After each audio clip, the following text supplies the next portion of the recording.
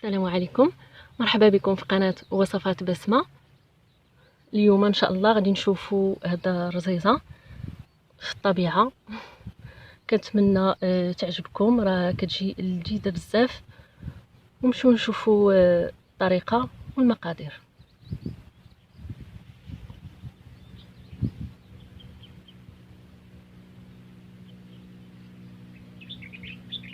نحتاجو في المقادير جوج زلايف ديال الدقيق فورص، وجوج زلايف ديال الدقيق ديال القمح ديال الدار، ديال اللي كنطحنو ديال الدار، جوج زلايف حتى هو. المهم كنحتاجو في المقادير بحال نفس الكميه من الفورص ونفس الكميه من الدقيق ديال القمح. صافي غادي نعجنوا هذا العجين بالماء بارد، ما فيهاش مقادير. صافي هذه العجين ديالنا كيفاش كتجي، ولكن العجين خصها تكون قاصحه، ما خصهاش تكون مطلوقه كاع العجينه.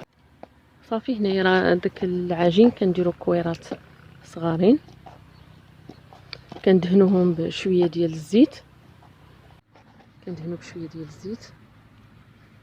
غادي نحتاجو دابا الزيت والزبده. كنخلطوا الزيت والزبده مذوبه، وغادي نبداو نطلقوا العجينه. غادي نطلقوا هاد العجينه بشكل طولي. غادي ندوزوها دابا في هاد الاله في رقم 4.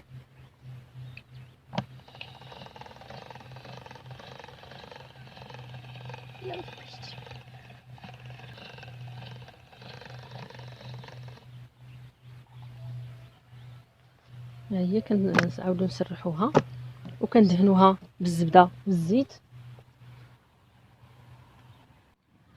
صافي غادي نعاودو ندهنوها بشويه الزبده والزيت.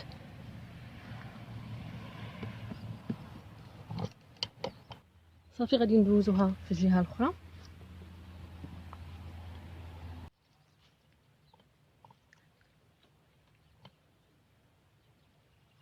غادي نخرجوها ثاني، ما نبقاوش نجرو العجينه، كنخليوها مطلوقه باش دغيا كتخرج.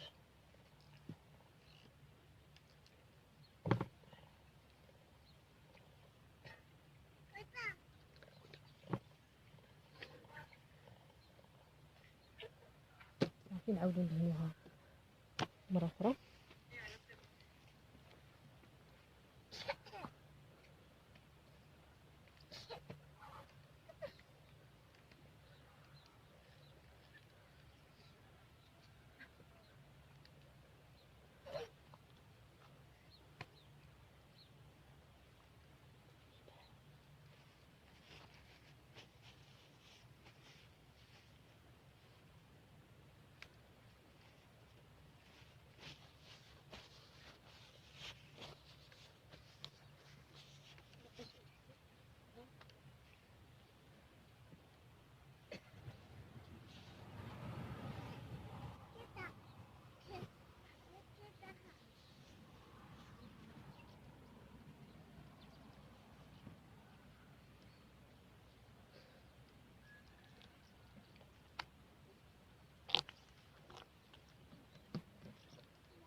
صافي غادي نمشيو دابا نبداو نطيبوا في هذا الملوي اولا الرزيزه ديالنا. غادي نمشيو نشوفوا كيفاش غنطيبوهم. صافي غادي نقرصوها بطريقه عاديه، كنخليوها شويه تكون غليظه، ما نرققوهاش بزاف.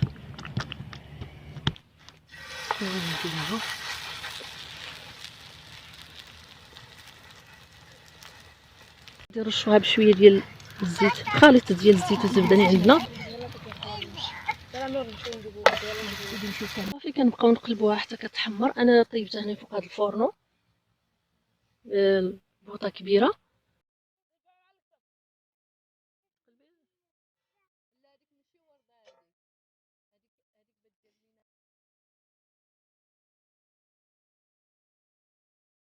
صافي هذا الملوي ديالنا ولا الرزيزه كتجي بهذا الشكل هذا. كيفاش كتجي؟ كنتمنى يعجبكم وتجربوه، ونتلاقاو في فيديو مقبل ان شاء الله، والسلام عليكم.